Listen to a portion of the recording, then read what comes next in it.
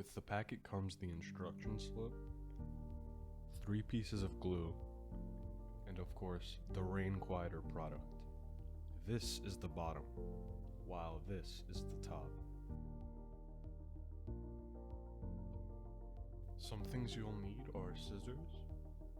Optionally, you can have measuring tape, and of course, a paper towel.